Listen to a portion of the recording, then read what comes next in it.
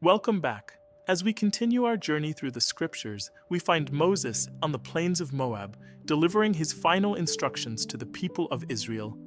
They stand at the very edge of the land promised to their fathers, a new generation poised to inherit what their parents forfeited through unbelief. In these final moments, Moses lays out the heart of the covenant, a series of laws and warnings that will define their existence as a nation set apart for God.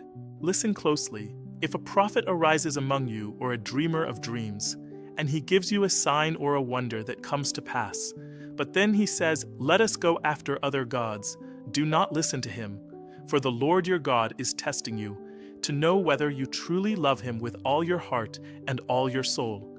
You shall follow only the Lord. Fear him, keep his commandments, and obey his voice. That prophet or that dreamer of dreams must be put to death, for he has spoken to turn you away from the God who brought you out of bondage in Egypt. You must purge the evil from your midst. This command is absolute. If your own brother, your son or daughter, the wife you love, or your closest friend entices you secretly to serve other gods, you must not consent or listen. Do not pity or spare them. Your hand shall be the first against them to put them to death, and afterward the hand of all the people. You shall stone them, because they sought to thrust you away from the Lord your God, and all Israel will hear of it and fear. And no one will commit such wickedness again. If you hear that in one of your cities wicked men have arisen and led the inhabitants astray, you are to investigate the matter thoroughly. If it is true that such an abomination has been committed, you shall strike that city with the edge of the sword, destroying it completely, all who are in it and all its livestock. You shall burn the city and all its spoil as a whole burnt offering to the Lord your God. It shall be a ruin forever and never be rebuilt. For you are a holy people to the Lord your God, chosen to be a people for his treasured possession. Therefore you shall not eat any abominable thing. You may eat any animal that has a divided hoof and chews the cud. But you shall not eat the camel, the hare, or the pig, for they are unclean to you. Of all that are in the waters, you may eat anything that has fins and scales, but whatever does not have fins and scales is unclean. You may eat all clean birds, but you shall not eat the eagle, the vulture, the buzzard, the raven, the owl, the hawk, the stork, the heron, or the bat. All winged insects are also unclean. You are not to eat anything that has died of itself, but you may give it to a foreigner or sell it to an alien. And you shall not boil a young goat in its mother's milk. You shall tithe all the yield of your seed that comes from the field year by year, and you shall eat it before the Lord your God in the place he chooses, so that you may learn to fear him always. If the journey is too long, you may turn your tithe into money. Go to the chosen place and spend it on whatever your heart desires, oxen, sheep, wine, or strong drink. And you shall rejoice before the Lord, you and your household, not forgetting the Levite, who has no inheritance among you. Every third year you shall bring the full tithe and store it within your towns. The Levite, the sojourner, the fatherless, and the widow shall come and eat and be satisfied, so that the Lord your God may bless you in all the work of your hands. At the end of every 7 years, you shall grant a release of debts. Every creditor shall release what he has lent to his neighbor. You shall not exact it of your brother, for it is the Lord's release. Remember this, especially when the year of release is near. Do not have a wicked thought and refuse to lend to your poor brother. You shall give to him freely, and your heart shall not be grudging. For the poor will never cease to be in the land. If your brother, a Hebrew man or woman, is sold to you, they shall serve you 6 years, and in the 7th year you shall let them go free. And when you send them out, do not send them away empty. Furnish them liberally from your flock, your threshing floor, and your winepress, remembering that you were once a slave in Egypt. 3 times a year, all your males shall appear before the Lord your God at the place he will choose, at the feast of unleavened bread, at the feast of weeks, and at the feast of tabernacles. They shall not appear before the Lord empty-handed. Every man shall give as he is able, according to the blessing of the Lord.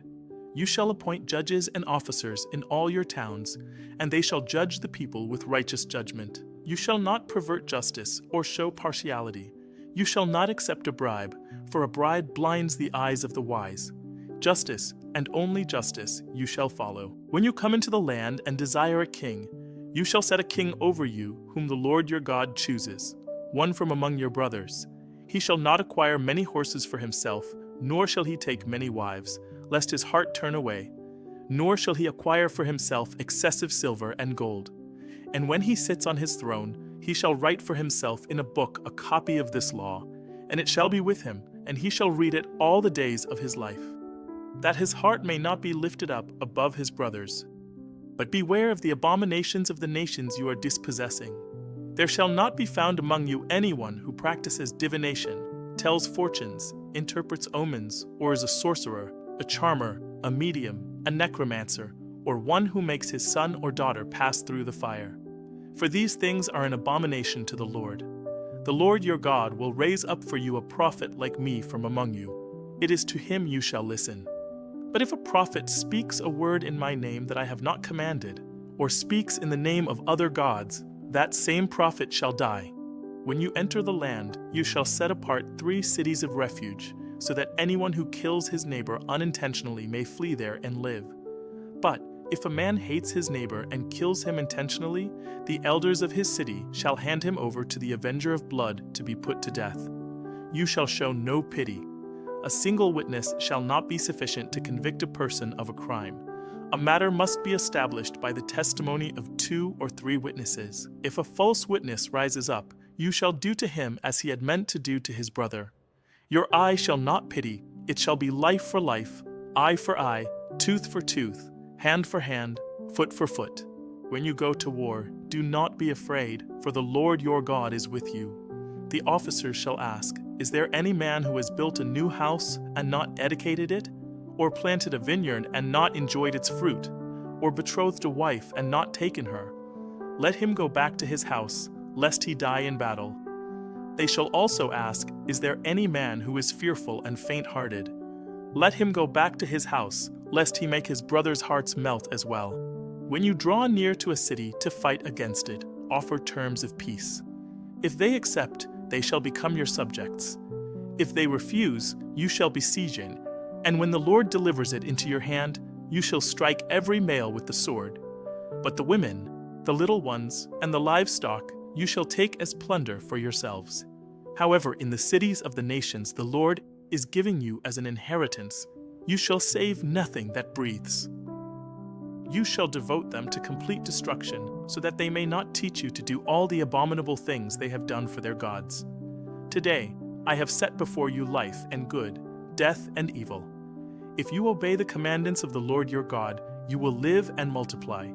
You will be blessed in the city and blessed in the field. The fruit of your body, your ground, and your cattle will be blessed. The Lord will cause your enemies who rise against you to be defeated before you. He will make you the head and not the tail. But if you turn away your heart and will not hear, but are drawn away to worship other gods, I declare to you today that you shall surely perish. You will be cursed in the city and cursed in the field. The Lord will send on you cursing, confusion, and frustration in all that you undertake. He will strike you with disease, with drought, and with blight. You will be defeated by your enemies. The Lord will scatter you among all peoples, from one end of the earth to the other. And among those nations you shall find no respite. In the morning you will say, if only it were evening. And at evening you will say, if only it were morning, because of the dread that will fill your heart. I call heaven and earth to witness against you today, that I have set before you life and death, blessing and curse. Therefore, choose life, that you and your offspring may live, loving the Lord your God, obeying his voice and holding fast to him, for he is your life. And Moses spoke his final words, I am 120 years old today. I can no longer go out and come in. The Lord has said to me, you shall not go over this Jordan. Joshua is the one who will go over before you. Be strong and courageous. Do not be afraid, for it is the Lord your God who goes with you. He will not leave you or forsake you. Then Moses wrote this law and gave it to the priests. He wrote a song, a witness for the generations to come, a song of God's faithfulness and Israel's rebellion, and he taught it to the people. And on that very day, the Lord said to Moses, go up to Mount Nebo and look at the land of Canaan, which I am giving to the children of Israel. You will see the land before you, but you shall not enter it, because you broke faith with me at the waters of Meribah Kadesh." Before he went up, Moses, the man of God, blessed the tribes of Israel, speaking of God's majesty and the destiny of his people. Then Moses went up from the plains of Moab to Mount Nebo, to the top of Pisgah, and the Lord showed him all the promised land. And the Lord said to him, "This is the land I swore to Abraham, to Isaac, and to Jacob. I have let you see it with your eyes, but you shall not go over there." So Moses, the servant of the Lord, died there in the land of Moab, and the Lord buried him in the valley, but to this day no one knows where his grave is. He was 120 years old when he died, yet his eyes were not dim, nor his natural force abated. And there has not arisen a prophet since in Israel like Moses, whom the Lord knew face to face. The people mourned for 30 days, and Joshua, full of the spirit of wisdom, took command. The age of Moses was over. A new chapter was about to begin.